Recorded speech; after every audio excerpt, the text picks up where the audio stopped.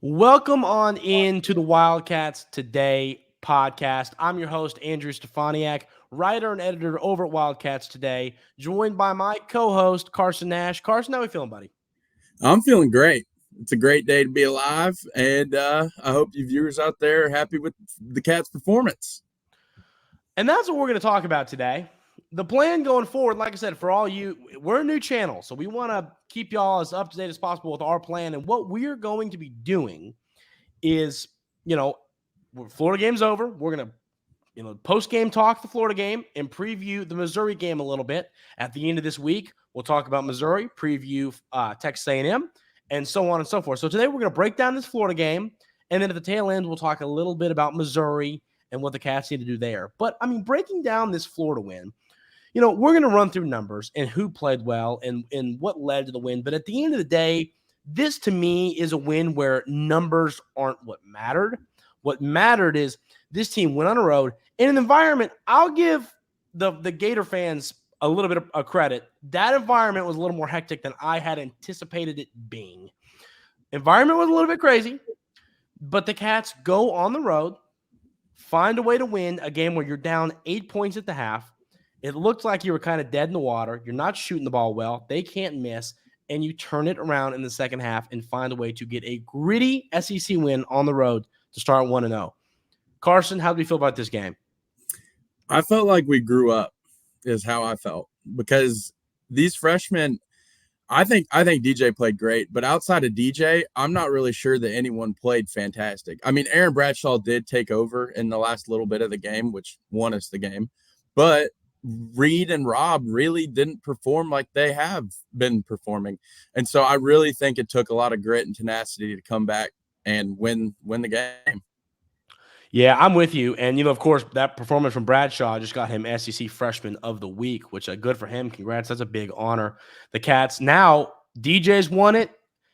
Reed's won it. Has Rob won it? Have all four of them won it? Or one of them? I'll have to look that up. I'll look that up in a minute. But I know that a whole bunch of them won it, and you haven't seen that from any other SEC school, which is really cool and just a testament to this young class. But, to speak further on Bradshaw a little bit, my thoughts on his performance, when you are playing a sport, you're not always going to show up well. And Coach Calipari said this in his post-game press conference. He said some old teams, last year's team, guys, if they were playing bad, they were just going to play bad. There was no recovering. If they were 0 for 6 in the first half, they'd have been 0 for 14 when the game ended. There was just no recovering.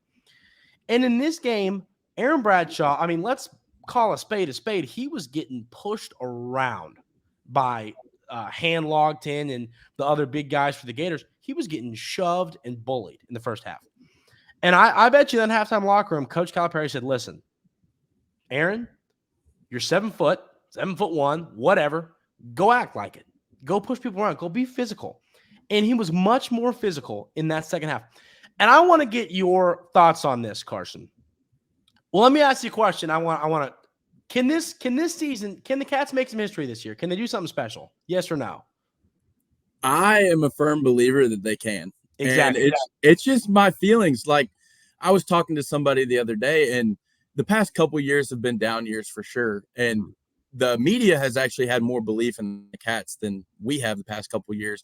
Now, as fans, I think we are firm believers in this group just because of the energy and the spark that we have. I think we can make history. Exactly. So that leads me into this follow-up. That moment, the block, and then the three-pointer from Aaron Bradshaw. As we sit right now, that might not be looked at as like a historic moment, a turnaround moment in Kentucky basketball history. But I'm telling you, if this team goes and wins national championship and they start playing better on the road, something to me felt special about that moment, more so than winning that game. Almost like this team said, listen, we can go beat anybody anywhere. We talked about that was the Cats' first real road test. We're not going to sit here and act like that Louisville game, as you and I said on the last show. We're not going to act like that was a road game for the Cats. It was obviously they weren't in Rupp, but it wasn't an environment like they just played in. And the Cats just said, darn it, we're winning this game. We're done. Aaron Bradshaw said, I'm done getting bullied. He blocked that shot, sent that back to Lexington, and then the three he shoots doesn't even touch the net. I mean, it just goes straight through. That moment felt special to me, Carson. Do you feel like that moment can be something we're going to look back on at the end of the season and go, man, that was some sort of turning point? Yeah, I'm not sure that the shot will be looked at as much, but how much confidence does it take for that guy to shoot that shot at that moment in time? And how much confidence does DJ Wagner have in Aaron Bradshaw to even give him the ball to do that? I just think it's a whole growing up process, and I think that is huge for the rest of the season going forward. Exactly. And I'm with you on that.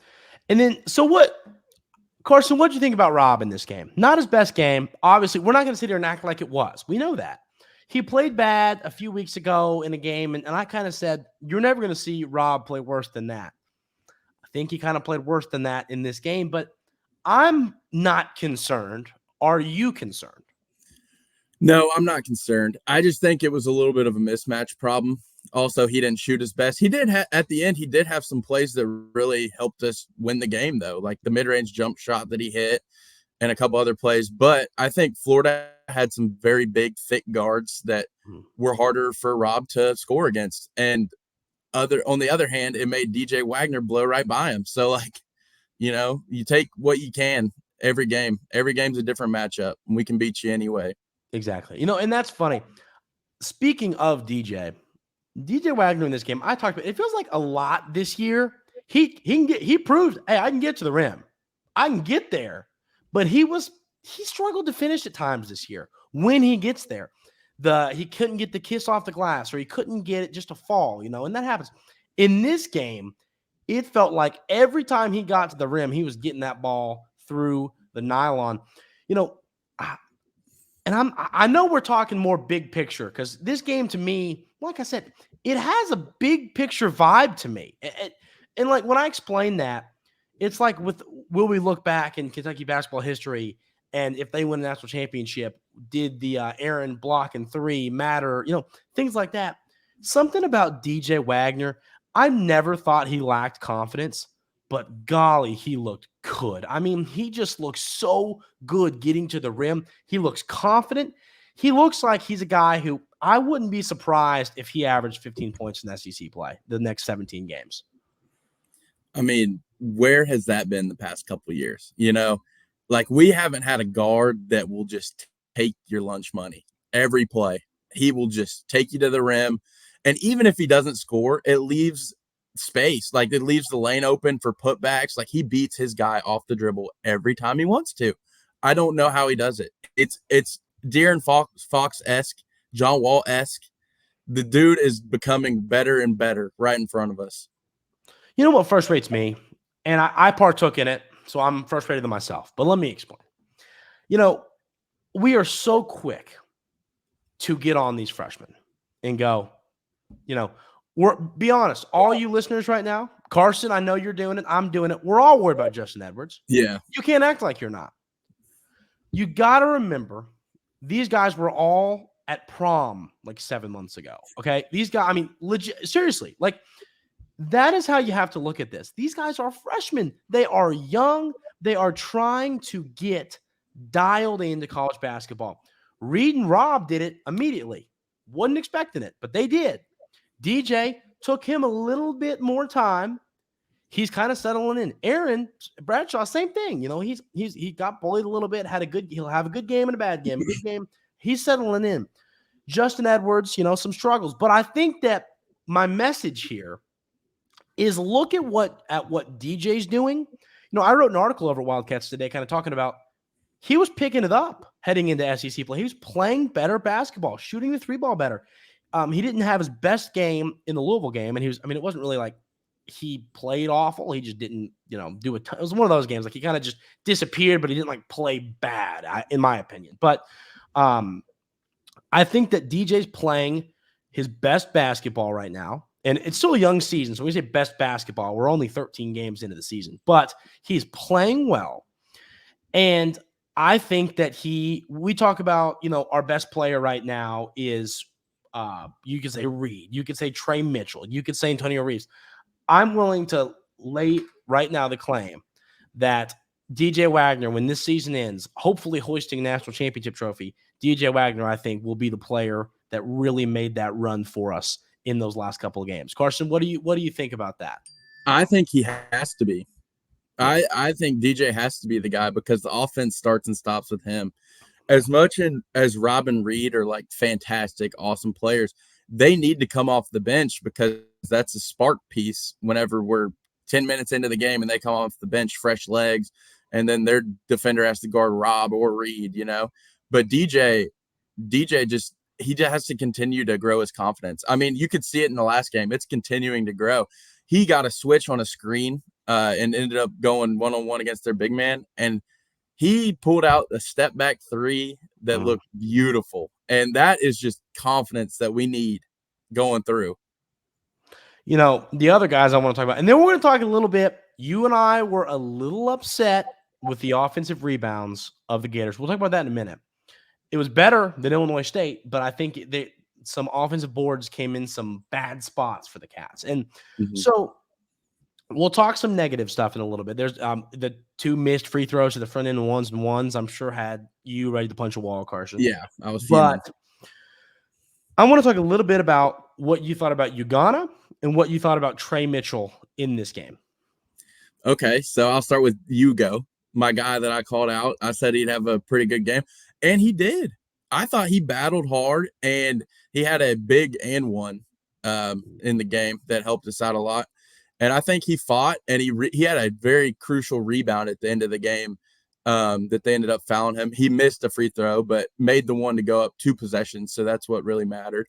But the person I really want to talk about right now is Trey Mitchell.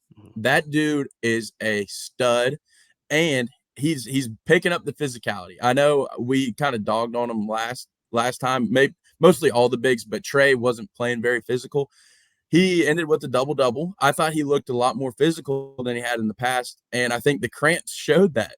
How he was cramping at the end of the game. I think that was because he went into a gear he didn't know he had, and maybe a little more work on the conditioning side, and he'll figure it out. But I think there's this clip on Twitter going around where Trey had come out of the game for cramps, and then he came back in, and him and Antonio Reeves midcourt were like, let's freaking go. High five. And they high five. That's what you need out of your leaders. Those are guys who want to be here and want to win more than anything. That's what I love to see. That's a great point. And that was a really cool moment. I saw that on Twitter as well.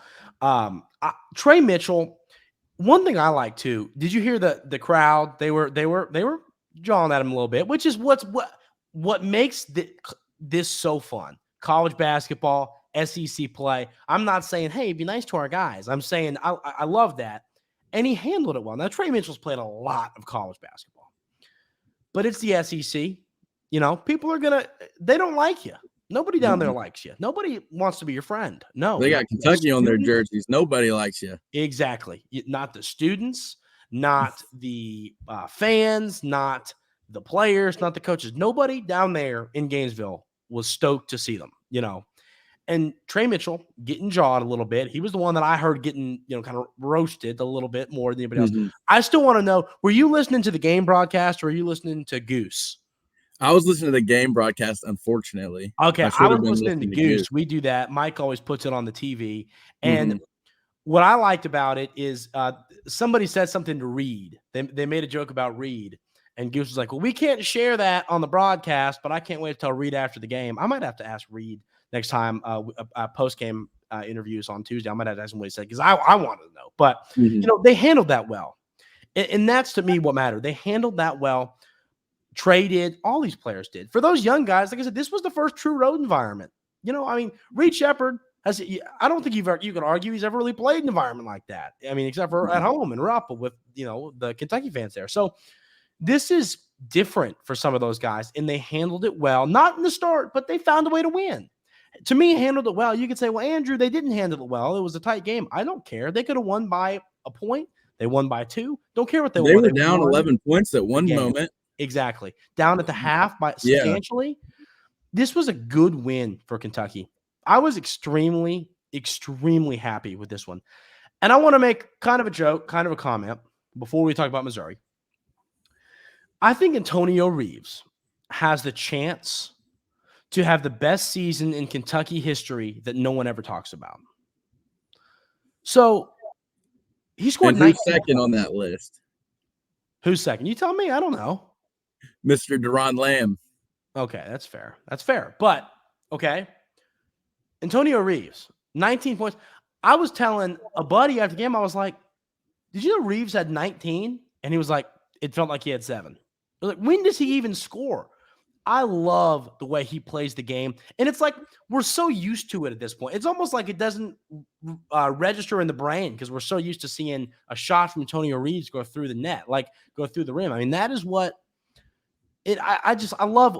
In that moment, like you said, at center court between Reeves and between Mitchell was just a really cool moment to see. Those two guys, they want to win a national championship. Oh, yeah. For the name on their jersey, on the front, on the back. They want to win. This team, it just feels different. They feel close. They feel together. Something just feels special about this 2023-24 Kentucky basketball team. Piggybacking what you said on Reeves, I would like to add that last year Reeves would give you 20, but he'd also give the other team 20 based off of his defending. Yeah. This year he's really changed that around. I honestly think he's become a much better defender. He's become more physical.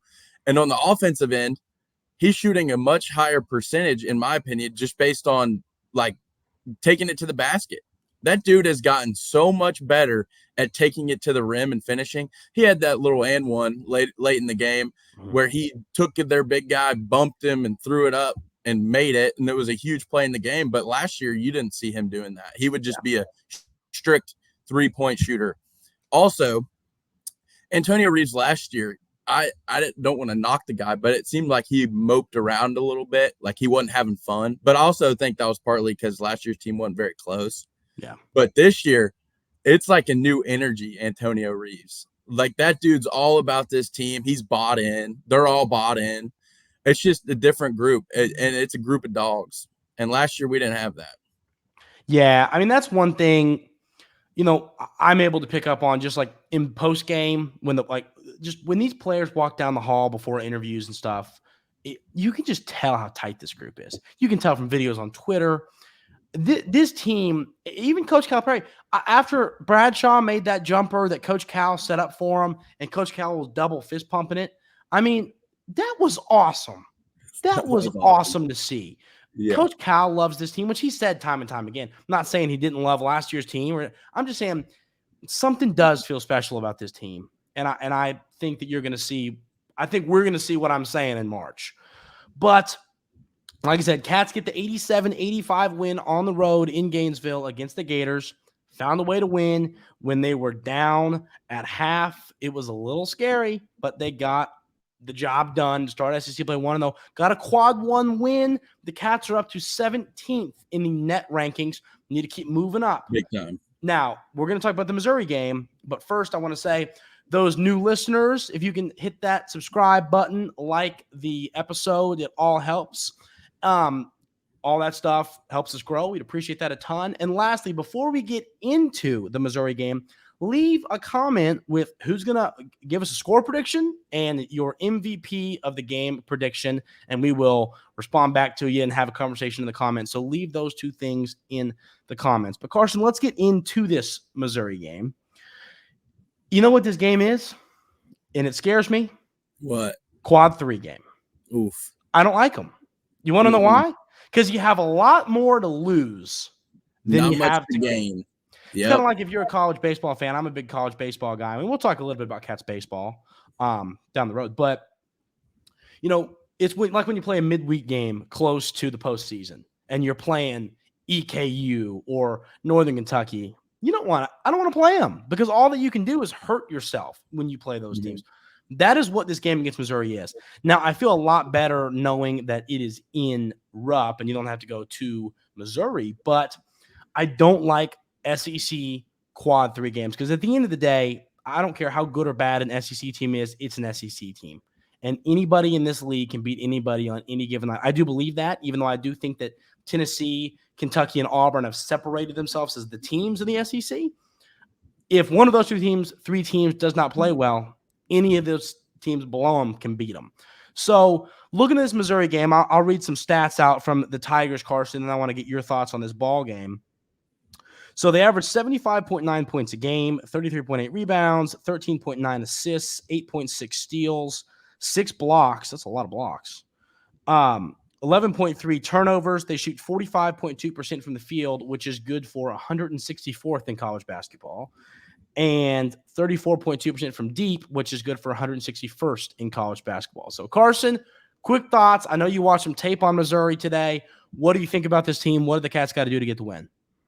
Well, you heard their numbers. They're shooting not very well, so you know what that means. They're going to light it up in Rupp Arena on Tuesday night, like every team does. Yes. No, I'm just kidding. Well, probably not, but we'll see. Yeah, but they do have a guard who averages around 17 points per game. Where's he from? He's from Louisville, Kentucky. Mm-hmm.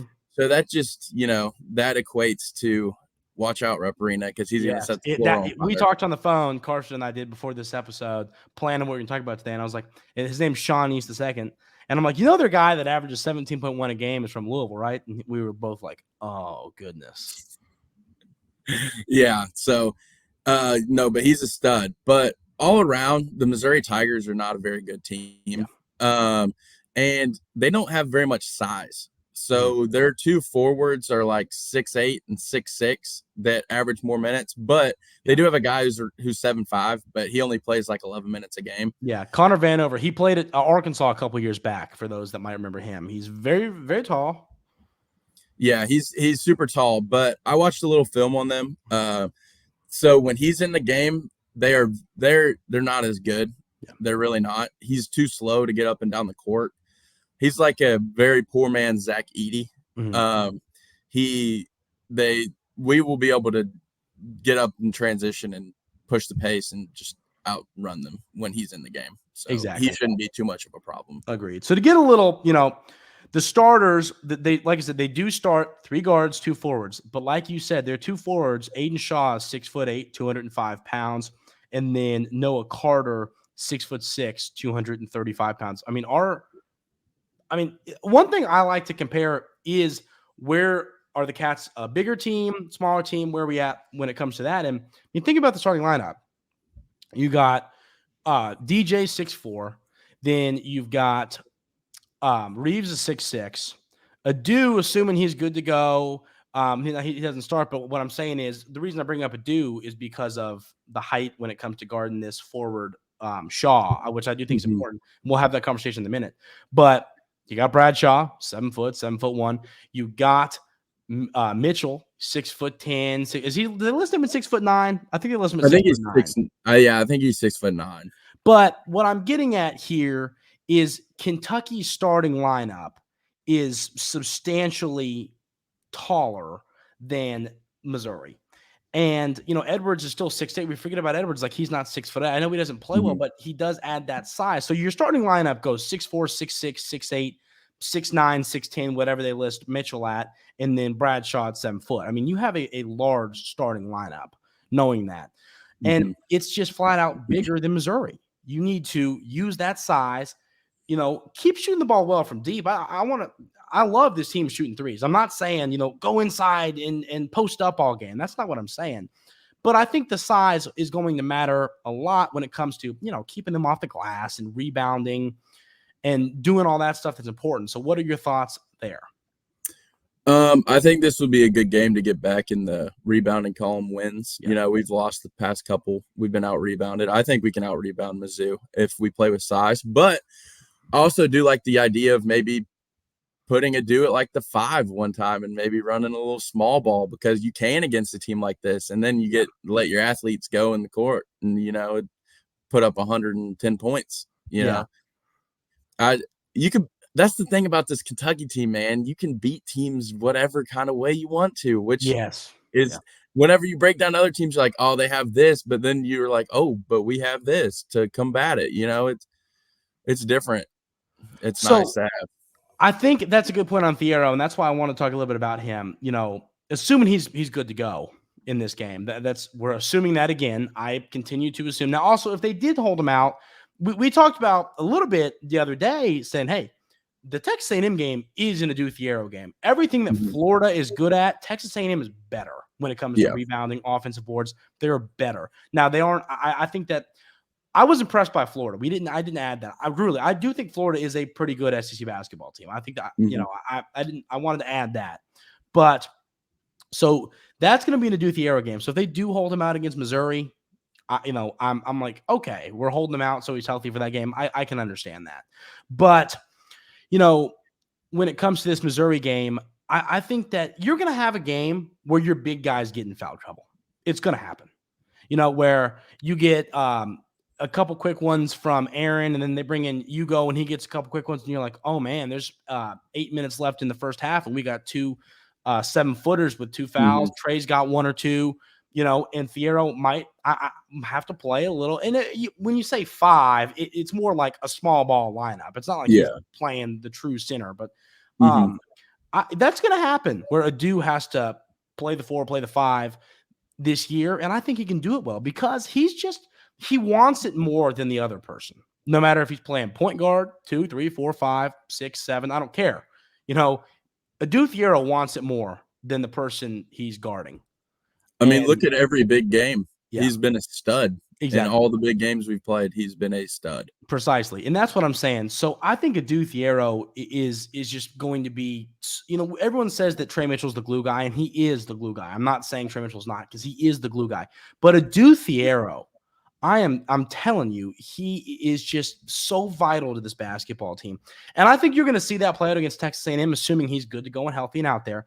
I think you're going to see us look better on the offensive glass against Texas A&M. On the defensive glass, excuse me, against Texas A&M. We didn't box out well. That led to some of those tap-ins from hand locked in and the different putbacks and all that I'm sure frustrated every one of you listeners, because I know it did myself, and obviously at Carson, I know you can say the same. But yeah. I think Thiero is going to be so important there. But I think this Missouri game, final thoughts here, Carson. I want to hear your final thoughts, and then I will talk a little bit of score predictions, and then we'll call it a day. But I think this Missouri game, Kentucky's got to continue to get better on defense. Got to be better defensive. This is an opportunity to continue to do that, to continue to get better on the defensive side of the floor. Games like this, get better at something. This Missouri team is not great. It's not a Tennessee or an Auburn or a Texas A&M on the road. It's a home game against a bad team. Find something and get better at it in this game. So I'd love to see the defense get better. I'd love to see this team clean up defensive rebounds better. That's what I'd like to see in this game. Closing thoughts, Carson. And I know me and you have been talking about it for a while, but I would love to see a Edwards breakout game. Yes. Because could you imagine if he starts coming along like the others, this team becomes even something you can't even fathom. Yes. But my closing remarks, I'm gonna say the Cats are gonna win. It's 11.5 spread. I think they also cover that spread. Yes. I think that's a little low against this team. I'm gonna say that. I'm going to go Rob. I think Rob's going to have a bounce back game. I think Rob's going to be a player of the game. And I'm going to say it's a 96-82 win for the Cats. I believe I put my prediction in one of my articles today, and I already forgot what I said, but it was basically, I think it was 94-76 is what I said. Mm-hmm. And my MVP is my guy going forward, and that's DJ. I think DJ is going to turn it up over these next few weeks. I wouldn't be surprised to see him go for 22, 23 points, couple assists, couple of boards, couple of three-pointers, just continue to play better and better. Ladies and gentlemen, that's going to do it for today's episode of the Wildcats Today podcast. We're going to be here we will record either on Thursday, Friday. We'll let y'all know in the comments. We will record post-game for Missouri and preview the Texas A&M game. So that'll be coming to y'all in the next couple of days. Hope everybody enjoyed the Florida game. I know we did. Big win there. Hope everybody enjoys the Missouri game coming up. Like and subscribe if y'all have not already. We appreciate it a ton, and we will comment your final scores and your MVP. Huh? Comment your final scores and your MVP for the game. I thought you were telling me to comment mine. I was like, I already said mine. But yes. No, I know. Yes, ladies and gentlemen, comment those. We want to hear them. We'll talk about them, and we will respond to some of those comments. So leave those in the YouTube comments. MVP, final score predictions. Everybody have a great rest of your day, and we will Go Cats. see you next time.